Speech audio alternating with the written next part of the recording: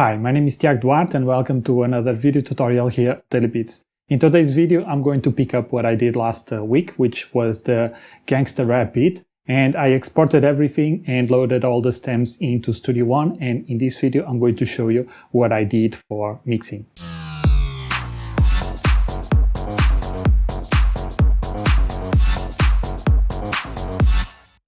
Okay, so let's jump right into Studio One so that I can show you what I've done. And first, let's listen to a little bit of how the track sounds now, and then we can go through every single step of the process that I did for every single channel.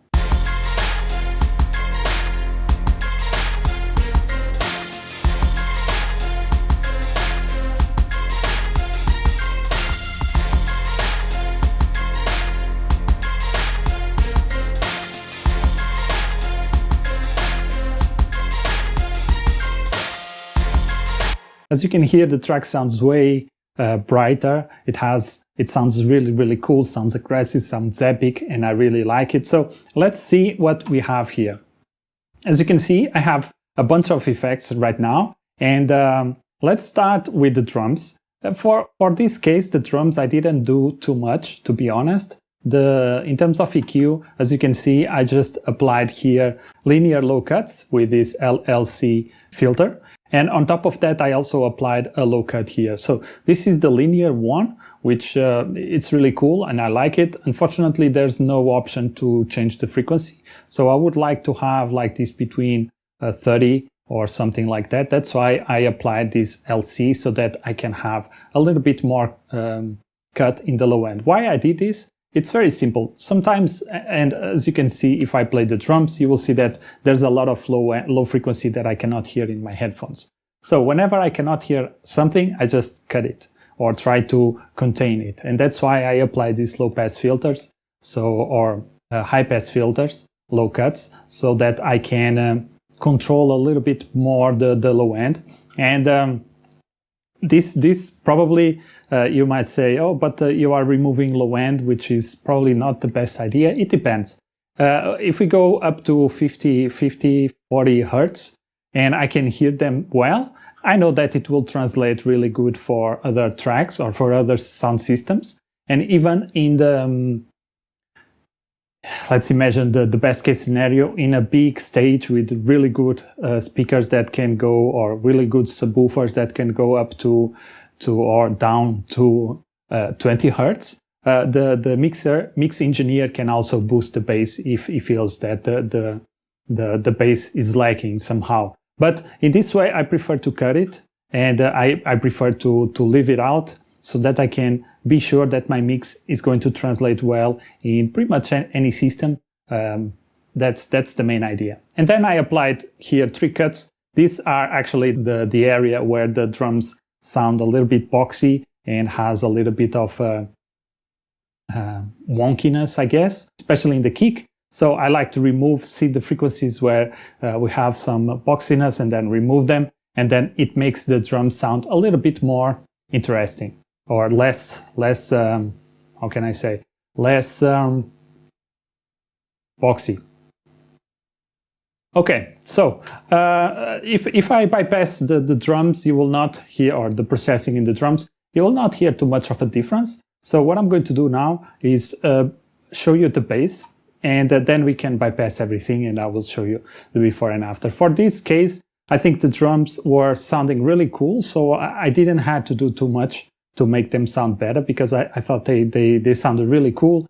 We had a lot of hi-hats and live hi-hats, so they sounded already really nice, and I didn't want to mess that up. So for the bass, we have 2 basses. One is the sub bass, and as you probably seen in the past, I do a lot of crazy stuff with the basses. I do a lot of, how can I say, I do a lot of strange curves when I have basses, and because I have several basses, I like to do that, compartmentalize all the frequencies that I have for the basses. And in this case, you can see this is a quite strange curve. Let's take the band controls. No, let's check the curves. As you can see, it's a curve that only focus on the low end. And what I wanted to do here, I applied here a low cut also, so that again, it's the same concept as the kick. I've been testing this out more and more, and I think it sounds, it makes the track sound a little bit brighter, and it makes the low end, I can control the low end better. And as you already know, the low end is really hard to mix. So if I can make sure that my low end is, I can control my low end, that's something that I look forward in my mixes.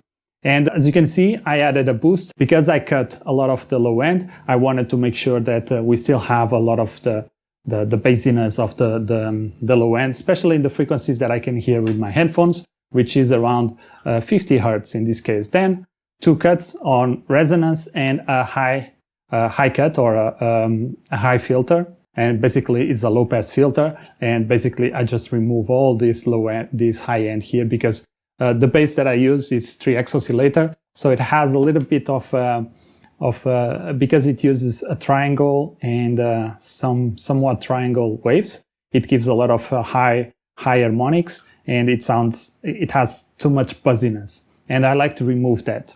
So that's for bass 1. And now let's see bass 2. And in bass 2, as you can see, let's take the curves also so that it's a little bit easier to see. As you can see, I also applied a high pass filter. And because we already had the low end, the sub bass in a really good space, I can remove a lot of the low end of this second bass, which is a more melodic bass, and I can focus these frequencies here. And by doing this, I usually control a lot of the low end. And actually, let me put this side by side so that you can see the differences. Let's take the band controls. And as you can see, if I overlap the two EQs, you can see that here I'm boosting this area of around 50 Hertz in the sub bass, and then I'm removing a lot of the low end here, a lot of the energy of the melodic bass, and making sure that here, because I'm reducing, I'm boosting in this area. So what I'm trying to do is balance the basses, and we don't need all the low end, all the basses to be present in the low end. We can have one for the really low sub bass, and then we can have one for the higher basses, let's say, or mid to high frequencies of the bass up to, in this case, 500 Hertz. So that's why I do this crazy, really tight EQ curves, is because I want to control the bass. I really like to control the bass, and whenever I do this, I usually get good results, and yeah, it's just something that I like to do, and I think it sounds really cool. Let's now listen to the drums, and I will bypass everything so that you can see or hear all the processing and what it's doing to the entire track.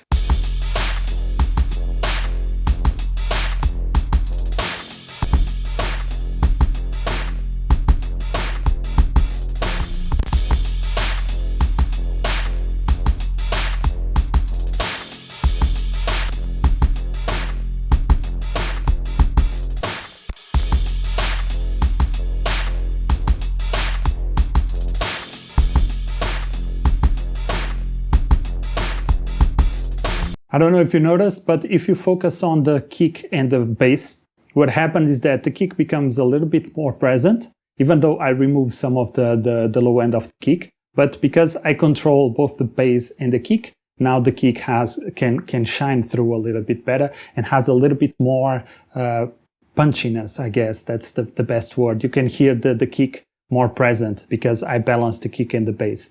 The next thing is that the track sounds way more boomy and way more heavy bass, because that's the thing. Like whenever, because I control the frequencies of the bass, I say, okay, the sub bass is only for the sub frequencies. The other bass, the bass melody, is for the rest of the track. And that way, what happens is that it makes the track more, I can control the track and say, you go here, you go there. And then everything sounds a little bit more open, a little bit more interesting. And it has a little bit more, especially the kick, it goes through more, and you can still hear the bass, and the frequency sounds really, really cool.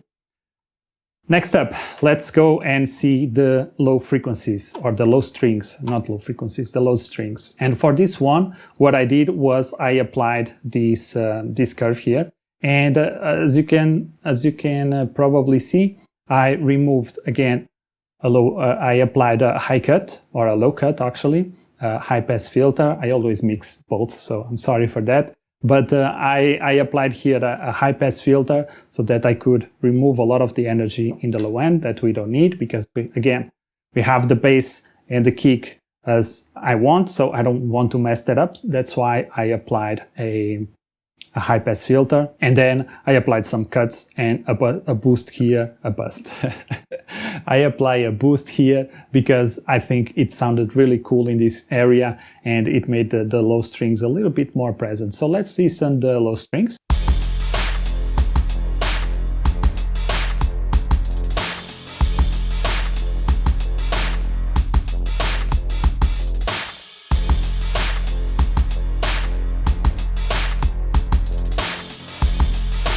It's subtle, but what happens is that the low strings get lost a little bit in the track. And whenever I apply all this processing, it makes the strings stand out a little bit more. So again, it's balancing frequencies so that we have a better result at the end. Next up is the piano. And for this piano, I applied this EQ curve, as you can see here. I found it a little bit strange because this piano had only high notes. So it's only I think from C6 in FL Studio, the piano roll. If you see, C6 is a very high octave for the piano, so it's very, very high pitched notes in the piano. But I had a lot of low end in the piano. I don't know why. So I applied here a high pass filter again to remove all the unnecessary low end. Because if I removed and I try this out, if I disable this low cut, I couldn't hear any difference. So, and I saw that there was information there. So I kind of said, okay, now I don't need this information. I'm just going to remove it. What happens is that if you have low frequency energy there, it's going to increase the volume of your track without even you knowing. So I just like to remove everything that I don't need. And I know that my low end is safe and secure. So here, again, let's go back to the piano. I applied then 2 cuts and a boost here on the high end because I thought it would come and make the piano a little bit more cut through the mix, and it was sounding really cool. So let's listen to the piano and let's see how this sounds.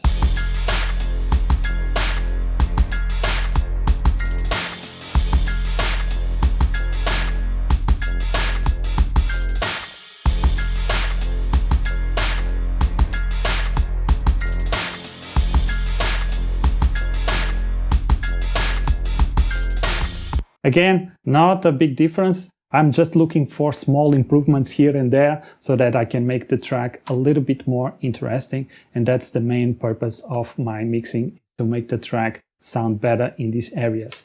And as you can see, the piano was not very present, or I don't want to say very present, but it's very high notes.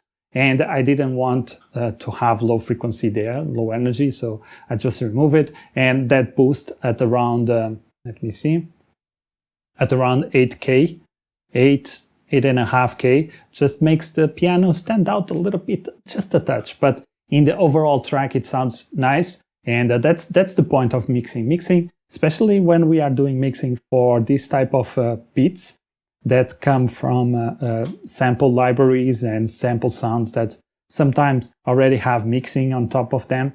The tracks by themselves will already be in a good state. That's why whenever I do this stuff, it's subtle things. But at the end, if you have 10 subtle things, what happens is that you have a big increment at the end. And that's the point here. Let's go now to the next element, which is the bell.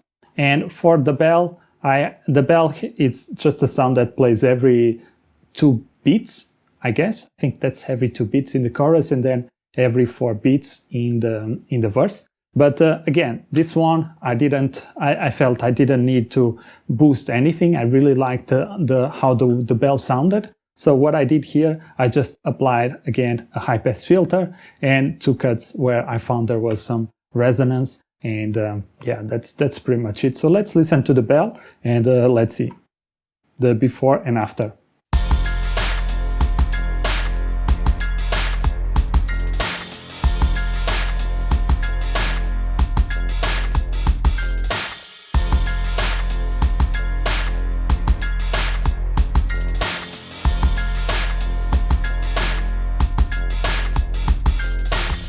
As you can hear, there's not a big difference here. It's again just trying to remove some of the resonances that I didn't want in the sound, but if you hear it in the context, it doesn't make too much of a difference. But that's what I was looking for. I didn't want to have too crazy of a difference, and I think the track sounded really cool at this point.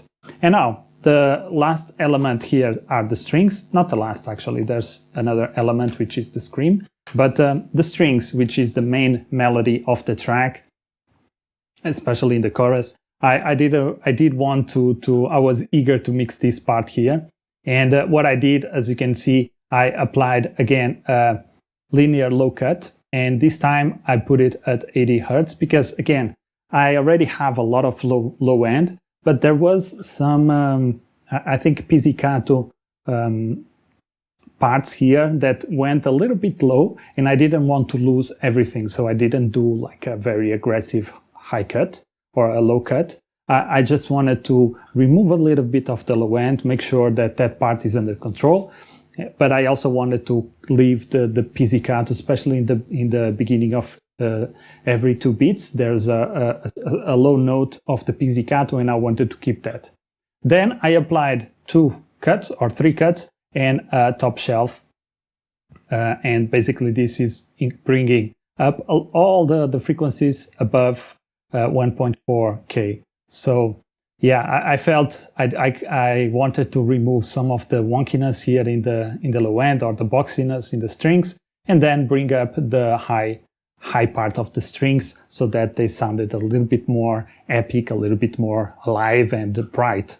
And that was the main purpose. So let's now listen to the strings, and I will remove all the processing for the strings only.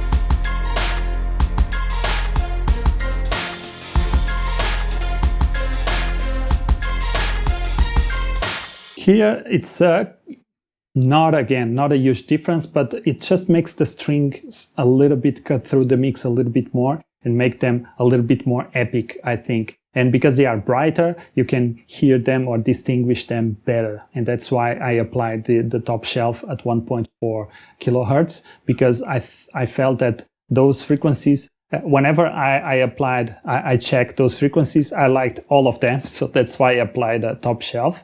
And it just makes the strings a little bit louder, because what happens is that because I removed some of the low end, I left some dynamic space so that I could boost the volume and still keep the same peak volume. And they sound now a little bit brighter, a little bit louder, and that's why you also hear them a little bit better. And not that the other case without the processing you couldn't hear them, you could, but again, it's just bringing a little bit of the high frequencies just to make them a little bit more epic, a little bit more bright, and cut through the mix a little bit better. So the next element is the scream, and this basically just adds a little bit of processing here to the scream. And this one I just applied a EQ. And as you can see, again, low cut, 2 cuts and 2 boosts just to bring a little bit of the high frequencies of the scream. And this is how the scream sounds. It just brings a little bit of the high end of the scream, and it makes it a little bit more. And also because we don't have usually too much elements going through or playing at the same time as the scream, I didn't do too much processing on this one, just apply the EQ just to cut a little bit of the frequencies that I didn't want. So that's it. That's the entire processing that I've done in terms of EQs. So now let's see the before and after. Of course, I still have also some auxiliary reverb just to create a more evolving atmosphere. I guess that's the correct word to say. But I really like this track. I think it sounds really aggressive, really bright, really in your face, really gangsta. So let's listen to the entire track again, and I will remove all the plugins, and habilitate all the plugins so that you can know whenever I remove everything, you will see the big difference that it makes. And again, it goes back to the small steps. If you do small steps, at the end you have a very big difference, and that's the point. Subtle difference in every single instrument, at the end it causes a big, massive difference in the track overall.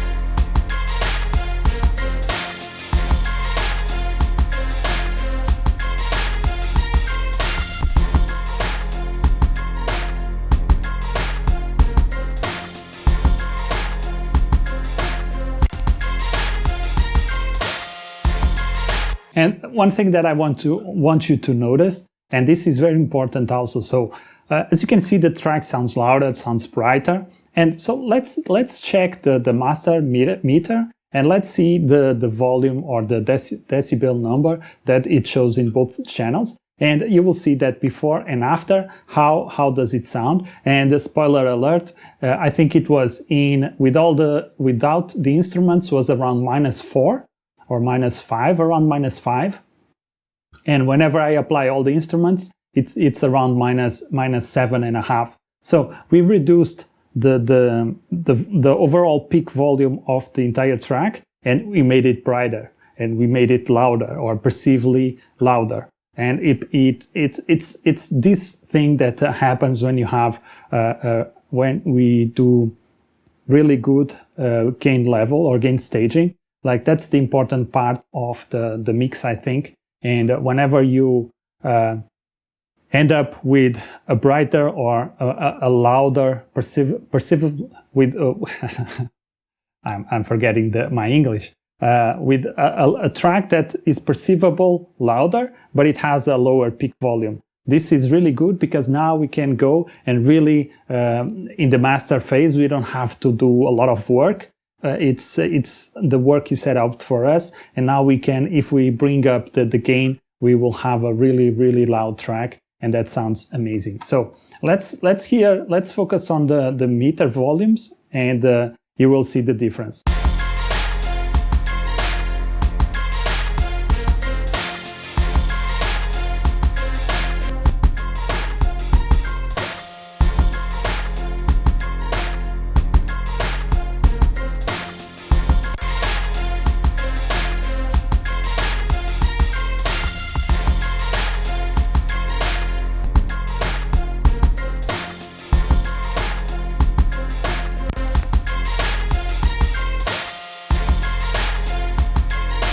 And again, the track is louder, but I don't perceive it. I don't think that we are lacking in all the other instruments, or that you cannot hear the bells or the bass or whatever. It's just everything is more balanced, and all the frequencies have their own places, and they are balanced to each other. And that's the beauty of having a good mix, if I can say so, by myself. As you can hear, this is a very important part of mixing. And gain staging, I think it's a very important thing. And if you do it correctly, you can go through the entire process and at the end have a really cool and professional mix. And it doesn't take too long. As you can see here, I only use EQ, compression, delay, and reverb. That's the only tools that I need. I also use some distortion, some tape saturation in the master bus, just to give me a little bit of flavor. But I've done a lot of mixes without this plugin, and I can guarantee you that you don't need that plugin specifically. But again, it's something that makes the track, I think, because I have it, I can use it, but if you don't, that's fine. You don't have to have it to have a good mix at the end. I think that's it. I really enjoyed this track. And if you would like to rap on this track, just send me some lyrics. I would be more than happy to mix your lyrics on top of this track. And yeah, I think that will be just amazing. So that's it. If you are new here, I will leave here a playlist so that you can see the beginning of or the FL Studio tutorial, beginner tutorials that I've done, and here this playlist where you can see all my Studio One tutorials. That's it. My name is Tiago Duarte and I'll see you in the next one. Peace.